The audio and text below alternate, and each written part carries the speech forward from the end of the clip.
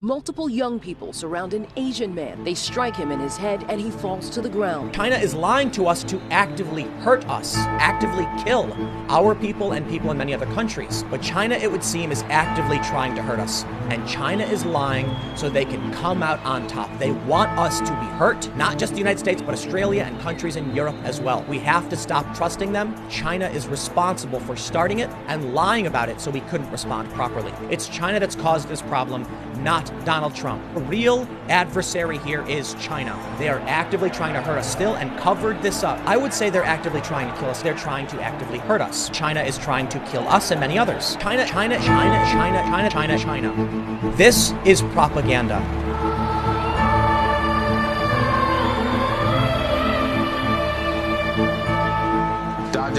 I'm Nathan Rich, aka Google Dawang. Today I want to talk to you about an interesting video by a man called Tim Pool. He's a political and news commentator who's been known to be fair and relatively balanced when it comes to representing the facts. But recently he's gone further and further into this realm of conspiracy type thinking. And he's gone so far in that direction now that I have to debunk this video that he made about China because it's so filled with provable lies and mistruths that I simply cannot allow someone with a platform that big to push out this propaganda. Now, unlike most people that I debunk, I personally don't think that Tim Pool is a bigot or a racist or is acting intentionally in bad faith in general. But in this video, he very, very clearly is acting in the worst faith possible and assuming the worst at every chance that he gets. And we're going to see exactly how low his bar for research is. Tim Pool has an extraordinarily high level of responsibility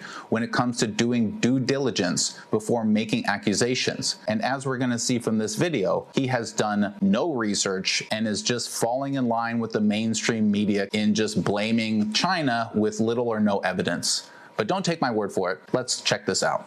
The Chinese government has been lying every step of the way. These lies resulted in a delayed reaction from our country and many others, which resulted in a loss of control and a major loss of life. Okay, so this is the same conspiracy theory I've debunked time and time again. It's just based on speculation and very little or no facts.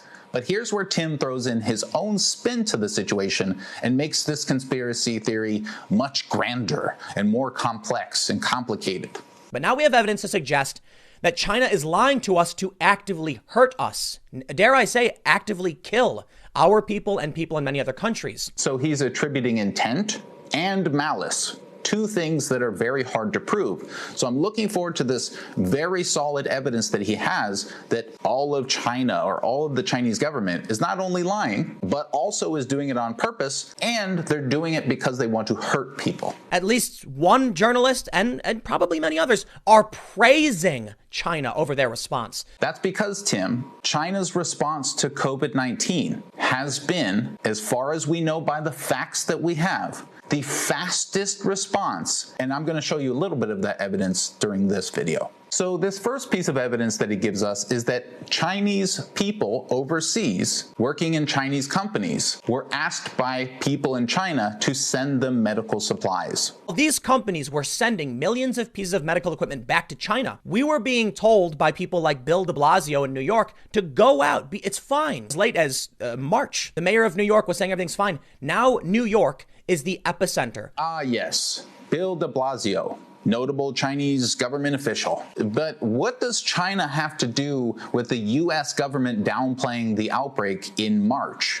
I mean, in order for that claim to hold any water, you would have to be able to prove that the United States government didn't know or didn't have sufficient warning that this outbreak was coming and was going to be serious. But unfortunately, Tim, I can prove just the opposite, and you offer no evidence to support that. So now he goes back to these Chinese people sending supplies back to China to help their friends and family. Sourcing bulk supplies of surgical masks, thermometers, antibacterial wipes and hand sanitizers, gloves, and Panadol for shipping. All employees were asked to source whatever medical supplies they could, and even receptionists were sent on a mission to find bulk supplies of. Now, why would an employee be sourcing medical supplies? Because China knew this was going on from January to February. Correct. China knew.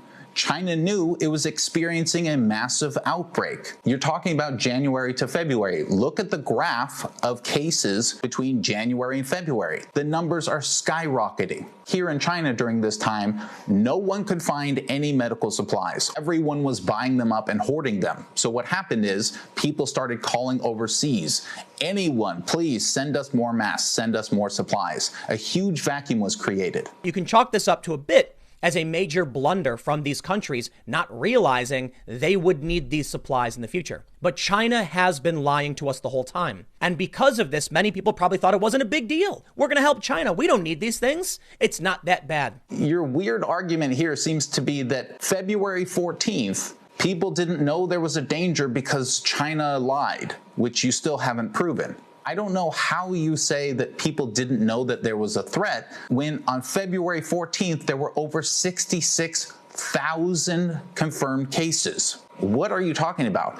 By February 14th, the day you're talking about, these are the things that the whole world knew about the outbreak. It was spreading quickly. It was transmissible. It was retransmissible. At least 24 countries had infections. It was in the air, an aerosol. It was found in feces, and tests could fail up to 10 times before eventually saying that somebody did have the virus. And we knew that the incubation period was up to 24 days. All of this was widely reported before the day that you're pretending like nobody had any idea anything bad was going on. The UK believes that the official numbers they've put out are wrong, and it could be 15 to 40 times worse than what they're actually saying. The Chinese cases are certainly higher than what we know. That's because they haven't discovered them all. Some of them may not have been reported by the person who actually has them. And China doesn't consider some, most, or all cases which are asymptomatic to be confirmed cases. So the way they're reporting it is different than some other countries. And if we hold the way that they are reporting it as their standard of truth, it does appear that the confirmed cases lines up with what they're saying. But let's just forget all that and go with you completely. 100% of everyone in China, including myself, has COVID-19. Okay, so what's your point? Which would mean we're in this for the long haul. We're in this and things are going to get bad. No, it doesn't mean that. No matter how many cases France has, for example, it doesn't affect how many cases South Africa has. South Africa can choose to take measures based off of their advisories and public information. And the public information at this point in time in your story is that it was spreading extremely quickly and had spread to 24 countries and all the other stuff that I mentioned. It doesn't matter what China says at this point in your timeline. So this point that you're talking about makes no sense. In Italy, they're already seeing a breakdown of social order. They're seeing the same thing in China. And this is arguably the stupidest thing I've heard anyone say about this. The social fabric of China is breaking down. What are you talking about? Have you even seen my videos? It's restoring to normalcy. There's more and more people outside. Stores are open. Schools are coming back. Everything is turning back on. What are you talking? Based on what? And China is lying so they can come out on top. They want us to be hurt, not just the United States, but Australia and countries in Europe as well. We have to stop trusting them and we have to protect ourselves. Yes, you said this already, and now you're just supporting nationalism. These are bold claims that require bold evidence, but you don't have any. In a tweet from January 14th, the World Health Organization said, preliminary investigations conducted by the Chinese authorities have found no clear evidence of human-to-human transmission of the novel coronavirus identified in Wuhan, China. This is propaganda. Is it? Or is it the case that the preliminary investigation didn't find clear evidence of human-to-human transmission? I mean, that to me sounds a lot more likely than China's controlling the WHO and they're lying about this for unknown reasons so that they can hurt people. You need proof for that type of wild claim. And for some reason, you didn't mention this. On the 15th, the next day, the Wuhan Health Commission said, actually, it turns out that human-to-human transmission may be possible. Why didn't you say that, Tim? I mean, how long did this tweet make everybody wait until they knew the truth? 24 hours? I mean, okay. We have a timeline of events. And now you say that you've got a timeline, and then you show a little webpage with some garbage written on it. And this is the National Review, and the name of this article that for some reason you're assuming is going to be unbiased is the comprehensive timeline of China's COVID-19 lies. Wow, that sounds so unbiased, doesn't it? That's not a timeline, Tim. This is a timeline. What you're showing us is a hit piece filled with lies and mistruths that you are just spreading across the world, but we're going to get into that. And on December 25th, according to the National Review, they say Chinese medical staff in 2 hospitals in Wuhan are suspected of contracting viral pneumonia and are quarantined. This is additional strong evidence of human-to-human transmission, and not even the first. Yes, the doctors of the 25th of December. If you actually look at what you're telling the world is definitely true, you'll see that this is a National Review page that's referring to a blog post that has no audio or video that says that a lady who was a doctor said that someone told her that these doctors were infected. Wow, that is so rock solid. My God, we should just tell the whole world that this is definitely a fact. And then you say, oh, it's not even the first one. It's interesting how you skipped over all the other items. So let's go through those, Tim. Let's go through the source that you are using to share to your thousands and thousands and thousands of viewers, okay? This is what you, Tim, are telling people. The first one is reported here as the 6th.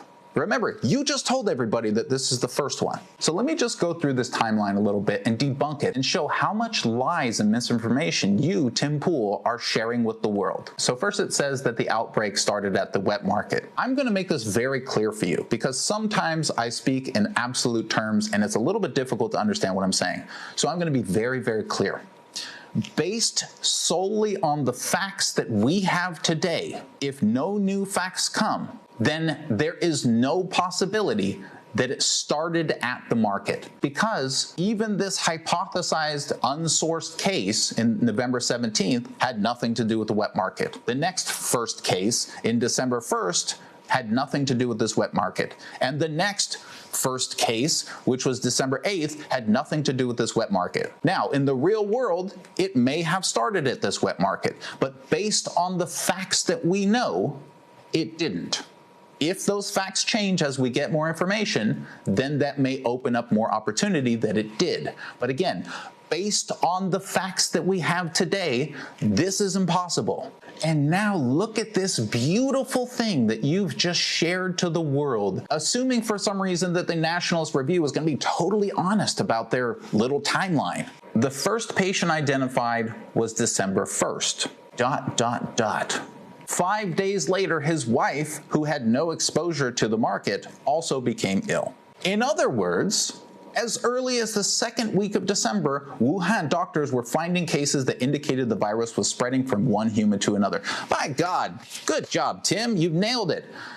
Now, let's actually read that study, shall we? The symptom onset date of the first patient identified was December 1st. ... 5 days after illness onset, blah, blah, blah. But look at the text that they, for some reason, didn't include. Especially this part that says the first fatal case was admitted to a hospital 5 days after his illness onset, his wife. And when was the first fatal case, Tim? Do you think it was December 1st, 2019? Let's look at a real timeline to see when that first fatal case was. Oh, it was January 10th. Tim, not December 1st. That means that what they're calling December 6th here is actually a month later. This first evidence is a lie. It says clearly that the person got infected on the 1st, and then 5 days later his wife something, which isn't true. That's not what the Lancet says. The Lancet says there was a case on the 1st. Period. New subject. The first fatal case, his wife 5 days later had symptoms. That's almost a month later, Tim. Gee, what a shocker that the National Review is misleading you, Tim, and you didn't even bother to click the link. And then here on December 21st, National Review says, Wuhan doctors began to notice a cluster of pneumonia with an unknown cause. They began to notice it. Wow, what an important word. Nope. doesn't say that, Tim. What it says is a cluster of pneumonia cases with an unknown cause occurred in Wuhan starting on December 21st, 2019. It doesn't say that they noticed it. It doesn't say that they knew about it. It doesn't say that there was this big cover-up. It just says that that's when it began. And the 23rd is when they actually did notice something was wrong because they collected the virus on the 23rd of December based on factual evidence.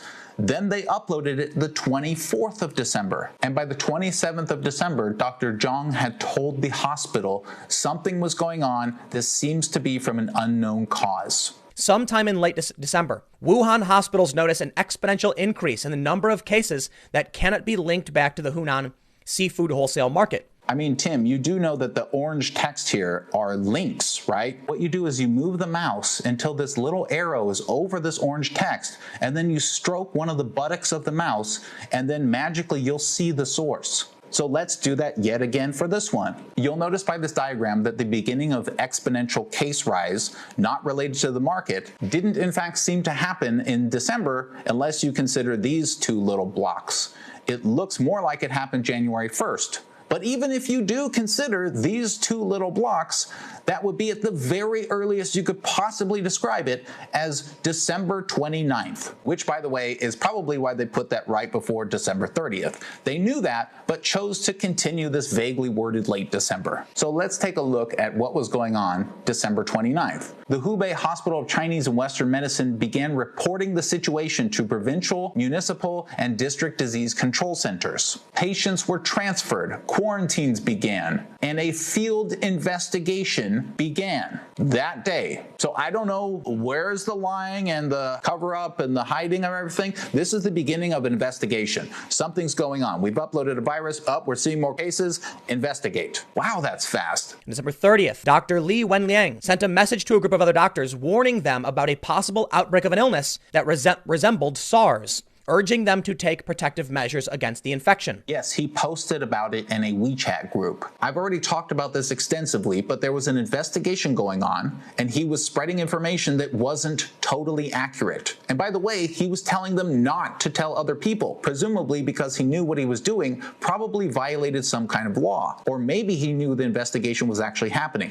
We don't know. And he was upset when the information got spread. And later, the Chinese government said that had they listened to this person, while it wasn't accurate what he was saying, at least more lives would have been saved. So they admitted fault in this case. On December 31st, the Wuhan Municipal Health Commission declares the investigation so far has not found any obvious human-to-human transmission and no medical staff infection. This is the opposite of the belief of the doctors working on patients in Wuhan, and 2 doctors were already suspected of contracting the virus. They were allegedly suspected by someone who talked about it later, having said that they heard that someone else knew of something. So, I mean, that could be true, Tim, but that's not enough to say that it definitely is true. And you've offered zero evidence to suggest that the government of China knew anything about this before the 27th of December, 2019. 3 weeks after doctors first started noticing the cases, China contacts the World Health Organization. 3 weeks, huh? Wow, that is fast. I mean, that must be a world record, Tim, honestly. I mean, this is a totally ridiculous standard to hold because just because you get a case doesn't mean magically you should go and tell the WHO. You need to confirm that there's a cluster, that it's an unknown source. You have to identify this, investigate all this stuff that happens. But let's just use your standard, okay? The first time that there's any case that any doctor notices to the time that the WHO is notified. Let's compare this to, for example, H1N1. You say it took 3 weeks from the first case to notifying the WHO. It took the United States 5 weeks to do the same notification from its first case of the H1N1. But forget about that standard. How about the earliest verifiable time that the national CDC knew the situation to the time that they reported it to the WHO? It's a little bit more fair. We know for a fact that the national Chinese CDC knew about the situation December 30th. December 27th was municipal. When did they tell the WHO? 24 hours later, Tim. And how long do you think it took the United States to tell the WHO after it had confirmed what was going on with the H1N1 virus? 5 days. Are you starting to understand why your confusion as to why people are saying this is fast is irrelevant? It was fast. How many hundreds of thousands of lives would have been saved if the United States had acted faster? Or even just as fast as China. I mean, where's your video exposing the United States for intentionally trying to kill everyone? Or do you think the evidence isn't strong enough, Tim? Why? Dr. Li signed a statement acknowledging his misdemeanor and promising not to commit further unlawful acts. China was arresting people who were warning this was spreading. No one was arrested for this. They were detained and asked to sign a paper, and they did. And then they went back to work. They then told the World Health Organization that there's no evidence. Why? Because there was no clear evidence. And again, the next day, they said, actually, now we have found clear evidence. So, I mean, why do you keep going on about this? The most time that could have been saved based on what you keep bringing up is 24 hours, which if we add 24 hours to all of the timeline that China took, it still would be faster than the United States response. Way faster. I mean, what are you talking about? Because they wanted to source supplies from other countries so they could save themselves first. I don't know what to say to you, dude. You're just completely abandoning facts. You're not even bothering to click links and see what was actually said, and then you're just regurgitating this stuff out to the world. When you say this kind of stuff, it feeds into xenophobia. And I know you don't care about that, Tim, because you feel like you're saying something more important than that. If you're going to say something that you know is going to fuel people to have more hate towards not just a government, but a race, a culture, a country, and all of their fellow Chinese workers and friends, you know that's going to happen. You have to have concrete facts. You have to have done your research, Tim. You can't be this irresponsible. It's not appropriate for somebody with a platform of your size. Surely you can admit that after seeing just this video. In the next video, I'll destroy the rest of your ridiculous argument and show not only are you ignoring facts as we see here, you're using some of the strangest, weird, double standard logic I've ever seen in my life. And you may not realize this, Tim, but as I'll show in the next video, you are also claiming that the United States is actively trying to kill you. So until then, thanks everybody. See ya.